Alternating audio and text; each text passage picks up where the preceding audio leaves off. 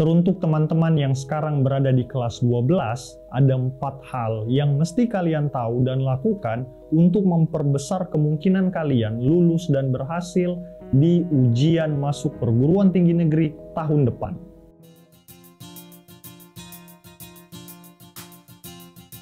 Di ujian masuk perguruan tinggi negeri, salah satu mata pelajaran yang diujikan tentu saja bahasa Inggris. Dan untuk materinya, kayaknya kalian udah tahu lah.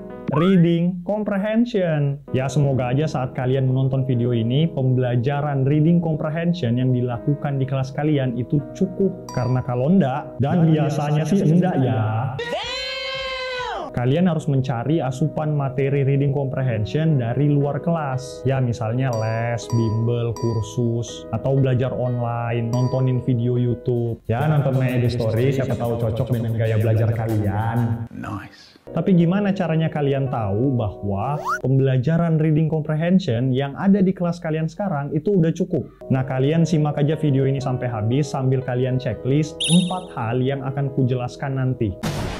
Yang pertama, kalian mesti tahu, paham, dan menguasai jenis-jenis soal yang biasa dikeluarkan di ujian bahasa Inggris dengan materi Reading Comprehension. Ada lebih dari 20 jenis soal Reading Comprehension, 17 diantaranya biasa digunakan di ujian bahasa Inggris tingkat SMA dan tingkat perkuliahan. Nah, dari 17 jenis itu, ada 7 soal yang paling umum yang biasa keluar di ujian bahasa Inggris tingkat apapun untuk materi Reading Comprehension. Kalau kalian mau tahu apa aja 7 jenis soal itu, kalian bisa cek video ini. Tapi kalau kalian mau memperbesar kemungkinan kalian lulus di ujian-ujian itu, 7 jenis soal tadi masih kurang, masih ada setidaknya 10 lah yang mesti kalian kuasai lagi. Nah, soal-soal seperti itu sudah tersebar di video-video yang ada di channel My Edu Story. Kalian pantengin aja video pembahasan soal yang diupload di channel My Edu Story. Kalian catat, oh ini jenis soal apa ya, oh ini tipe soal apa ya, ciri-ciri atau karakteristik tiap soal tuh bagaimana ya,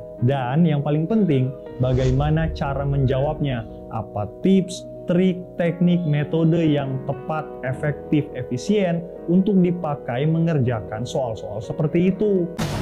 Nah, itu yang pertama. Yang kedua, ada Reading Matters. Reading Matters apaan, Bang? Reading Matters adalah hal-hal yang perlu kalian perhatikan saat mengerjakan soal bahasa Inggris Reading Comprehension. Nah, kalau di pembahasan pertama, sebelum kita melakukan ujian, kita mesti tahu tipe soal, jenis soal, ciri-cirinya, dan cara menjawabnya. Yang pembahasan kedua ini adalah saat kita sedang mengerjakan ujian tersebut. Di dalam materi Reading Matters, ada 5 hal yang mesti kalian perhatikan saat mengerjakan soal ujian Reading Comprehension. Saya spoiler aja ya 5 hal tersebut, tapi saya tidak akan jelaskan lebih jauh. Nanti saya bikin video pembahasan khusus untuk Reading Matters, so stay tune. Yang pertama ada keywords, yang kedua ada implicit, explicit, yang ketiga ada eliminating options, yang keempat ada logic, dan yang kelima, fokus. Ya, kira-kira bisalah kalian mikir sendiri. Apa sih yang dibahas untuk tiap-tiap poin dari Reading Matters itu? Dari namanya aja kayaknya bisa kelihatan deh, bisa ketahuan gitu.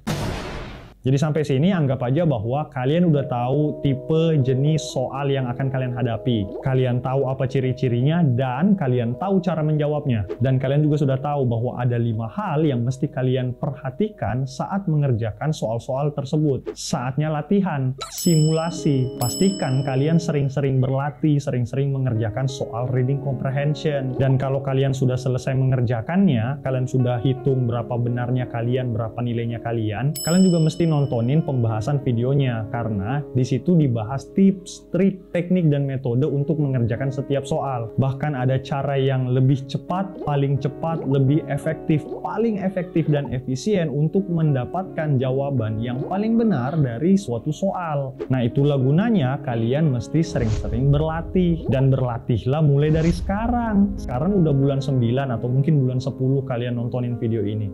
Biasanya ujian-ujian itu kan pendaftarannya dimulai di bulan 2 tahun depan dan ujiannya antara bulan 4 atau bulan 5 gitu. Masih lama Bang, masih ada beberapa bulan. Yup, it is truly correct. But remember, time goes by so fast. Nggak terasa tuh, tiba-tiba bulan 10, tiba-tiba bulan 11, tiba-tiba tahun baru, tiba-tiba pendaftaran udah dibuka.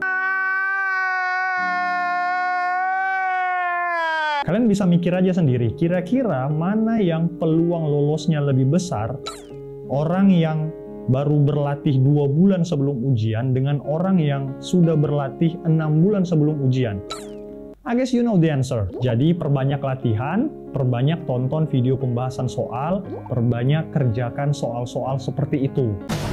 Jadi sampai pada tahap ini kalian udah tahu soal-soal apa yang akan kalian hadapi, kalian juga udah tahu bahwa ada beberapa hal yang mesti kalian perhatikan dalam mengerjakan soal tersebut, dan kalian let's say udah punya jadwal untuk latihan mengerjakan soal-soal seperti itu. But believe me or not, over 10 years I've been teaching about this kind of materials, masih juga banyak yang kesulitan karena mereka kurang atau bahkan tidak mendapatkan materi tambahan, latihan tambahan yang mampu menunjang ketiga hal tadi yang sudah kita bahas sebelumnya untuk memaksimalkan apa yang telah mereka dapatkan. Dan oleh karena itu, di pembahasan keempat ini, saya pengen bilang bahwa harus ada reading practice. Ya, singkat cerita ini semacam latihan penunjang. Kalian memang udah tahu jenis-jenis soal, udah tahu hal-hal yang mesti diperhatikan saat mengerjakan soal tersebut. Udah sering berlatih bahkan. Tapi yang kalian latih itu kan pengerjaan soal. Ada lagi nih latihan lain sebagai penunjang dari hal-hal yang tadi. Dengan mengikuti latihan-latihan yang ini, yang ada di reading practice itu, kalian bisa memahami lebih cepat, kalian bisa membaca lebih cepat, kalian tahu kosakata lebih banyak, kalian bahkan menguasai definisi dan turunan-turunan dari suatu kata dalam bahasa Inggris. Nah, itu juga yang kalian butuhkan untuk bisa memperbesar kemungkinannya kalian berhasil di ujian-ujian tersebut. Nah, sampai sejauh ini paham ya? Coba kita rekap ulang lagi.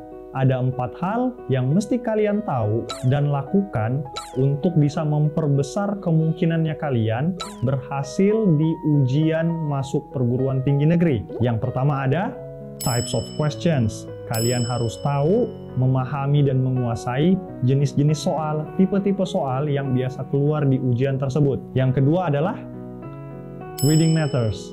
5 hal yang mesti kalian perhatikan, mesti kalian lakukan saat mengerjakan soal-soal ujian bahasa Inggris reading comprehension. Yang ketiga apa? Exercise. Perbanyak latihan dari sekarang. Semakin cepat kalian mulai latihan, semakin banyak soal yang kalian pakai untuk berlatih mengerjakan, maka kemungkinan lulus kalian akan semakin besar. Yang terakhir ada reading practice, yaitu materi-materi dan latihan penunjang sebagai asupan tambahan untuk ketiga hal-hal tadi yang sudah saya sebutkan sebelumnya. Nah, sebelum mengakhiri video ini, coba saya tanya kalian dulu. Di antara keempat hal tadi, berapa yang terchecklist dalam pembelajaran di kelas kalian? 1 kah, 2, 3, atau semuanya? Atau jangan-jangan belum ada sama sekali? Waduh! Semoga tidak begitu ya. Ya udahlah, segitu aja dulu untuk video kali ini. Thanks for watching, IPS out, and this is my Edu Story.